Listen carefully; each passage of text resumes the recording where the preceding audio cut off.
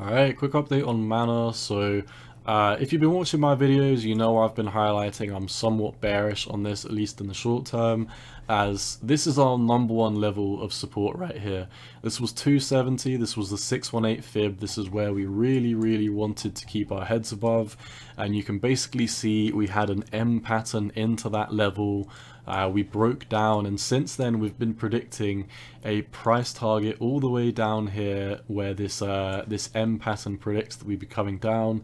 That was a 32% drop when we predicted that. We did come down, you know, approximately 19% since we predicted that. So, you know, we have filled, you know, just over half the target. But what's interesting is, you know, we did have a bounce from the 200 day, and I said, you know, if this is the bottom, which, you know, personally I'm still sitting on the sidelines for, we'd need to break back above this neckline here, which we got a rejection from. We'd need to bounce and then go off to the races. Once we lost this line, we basically gave up on mana, at least in the short term, because, you know, I am bullish on this in the long term, even though I don't hold it. But I, you know, personally, like I said, I don't hold it, and I am bearish in the short term just because of all this bearish confluence we've got coming in. It does look, you know, very bearish. Your last line in the sand down here is really the 78. Or the 786 rather, which perfectly lines up with this M pattern down here. So this is your number one area of support. I think holding this is really imperative for mana's health in the short to mid-term. If we don't hold this level, then it is going to get extremely ugly. But, you know, one step at a time. As we have, you know, back tested the 200 day, and we've now broken below it and back tested it as resistance. I now do think, obviously I've never got rid of this target because I still do believe that this 32% drop is coming in with my target down here. We have now back tested the 200 day, we've got rejected, RSI is turning down, the money flow indicator's falling like a rock. And all in all, you know, there's not much to talk about. I think we're coming down to fill this target, so I'm predicting another 21% drop coming in for mana in the short term.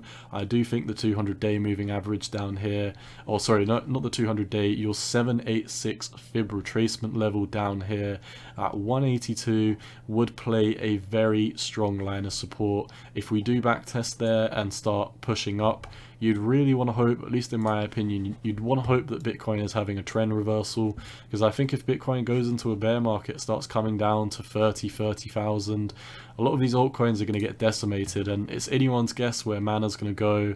But for example, if we did lose this 786, I mean, your only next level down here is pretty much at $1, and, you know, that's pretty much almost getting cut in half. So I would be looking for this as your last line in the sand.